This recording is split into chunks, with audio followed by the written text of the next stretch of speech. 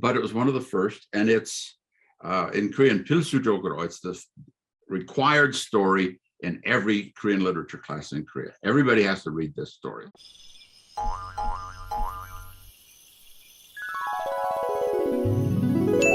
Hello, everyone. This is Mark Peterson with the Frog Outside the Well Research Center. And today I have a new friend as a guest.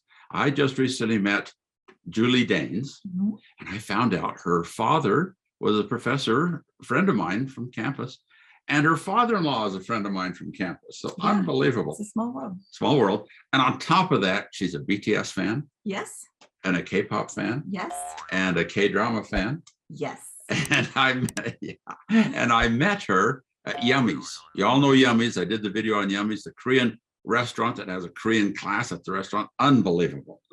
Unbelievable. You don't study Chinese at a Chinese restaurant. You don't study French at a French restaurant. I love it there. Yeah, that's good. Well, it turns out that Julie is also a writer. Yes. And you write? I write historical fiction and historical romance. Really? Yeah. Really? Well, when I met Julie just the other day, I was looking for someone to critique some pre-modern Korean literature. And this is being produced in cooperation with the LA Korean Cultural Center. And they're sponsoring this and helping me to do a series. We're going to do a series of 5 and then see where it goes from there. But this is the first. We did a series on pre-modern literature, but this is the first in the modern literature series. And I think we'll have an interesting discussion. We decided to do the story that's often the first story. It's the first story in this famous collection of modern Korean fiction. And it's the first story. And what did you think of it? Well, it was a very interesting story to read, that's for sure. I didn't say the name of it. It's A Lucky Day. Yeah, A Lucky Day. I didn't say that. A Lucky Day. And I really enjoyed reading it. And it's one of the first Korean written stories I've read. I've read a few novels, but this is my first short story. And I really enjoyed it. I didn't really love the main character, but it's a very interesting and fascinating story. It's not a likable story. No, it's not a story you go, oh, I love it. Yeah. But it was one of the first, and it's in Korean, Pilsujogoro. It's the required story in every Korean literature class in Korea. Everybody has to read this story. It's sort of the start you up and get you going. It's not a happy story, and the title is full of irony. A Lucky Day. It was not a lucky day. Yeah. He thought it was lucky. If you haven't read the story, it's about a rickshaw driver who, it's a rainy day, and that's good luck because you got to have a lot of riders on a rainy day. And so he's going to go out and make a lot of money. He tells his wife says, don't go today. I don't feel well. Right. And I want some soup. And he says, no, I got to work. And he goes out, works along, and then he comes back. I don't know, should we tell the end of it? Let's not tell the end of the story. You never want to tell the end of the story. I think they're going to figure it out. It doesn't have a happy ending. You know the end from the beginning just because of the way he sets up the day. Yeah. So let's talk about it. I like to look at it as a symbolic story. Yes. I see symbolism. I see sort of at the basic level of family symbolism of be good to your wife, be good to each other.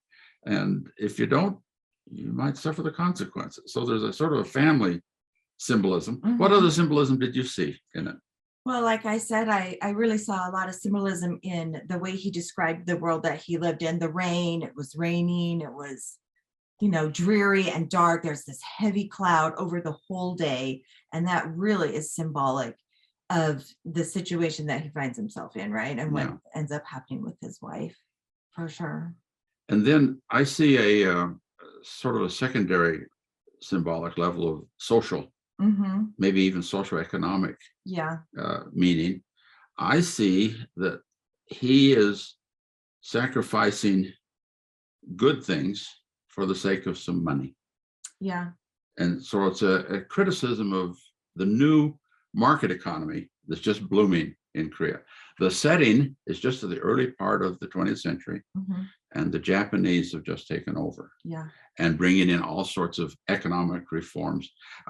You may not know this about rickshaw. Rickshaw is a corruption of a Japanese word. And the first syllable is dropped off as Jin Riki Sha. Jin means human. It's a human-powered car. Yeah. Is what it means. And that itself is demeaning. labor, all labor is uplifting. And, you build a house, you cook food, you sew clothes. Yeah. But rickshaw is demeaning labor of a person being in a lower class to pull other people Yeah. around. Well, and it seemed like from the story, he wasn't even an official rickshaw puller. He Yeah. was I don't know what the term is, but Maybe unlicensed or or something. unlicensed, yeah. And so he was definitely having a hard time making a living in that occupation. But he's making money, which supposedly is a good thing. But I think that's part of the symbolism, that you want to sacrifice the good for the sake of the Yeah, money. I think we see that a lot, even in society nowadays, where our arms get so long that we try and reach for what's beyond and what we already have Is better. that is good. Yeah. And we try and reach with these long arms, and then we end up missing what's right in front of us. And then pulling the drone up to a higher level, I see a political, a national symbolism in here in the Japanese takeover. And one symbolic interpretation possibly is that the representation of the wife is his own good country. Yeah. And representation of the market and working and this modern stuff is Japan, and how Japan is ruining Korea. So symbolically, people who will read this, they'll say, oh, yeah. I totally see the parallelism there between this dark, rainy day, this dark cloud of weather, and the Japanese occupation. Yeah. Right? You can tell right away how he feels about that. Yeah. This author for his country. And Hyunjin Gon has studied in Japan. He knows what he's talking about. He knows what he's talking about. Yeah. So it was a great story that has huge impact on Koreans in the teens when it was written, in the 20s, 30s, and right up to the modern days. People still read this and look back on it as the gloomy days of the Japanese forced occupation. Yeah. And it has one other contemporary touchstone. You mentioned it when we were talking. Yeah. Yeah, if anyone watched the Squid Game, Yeah. you'll definitely see that the final episode of the Squid Game has drawn almost exactly from this story in the way that story ends. A parallel. Exactly. Symbolism, parallel story. Okay. Well, thanks, Julie, for coming in and into my studio and talking with me about this. Good luck with you and your stories. Thank you. Thank you. And you have a website. I do have a website, juliedanes.com. We also have a YouTube channel called Fiction in Real Life, where we talk about outrageous stories that really happened and if they could fit into literature or be too unbelievable.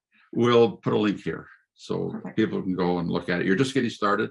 Yeah, we're just getting started. I'll share my 136,000 subscribers with you. I don't know how many of them will transfer over. We'll ask them. Thank to you. Yeah, there you go.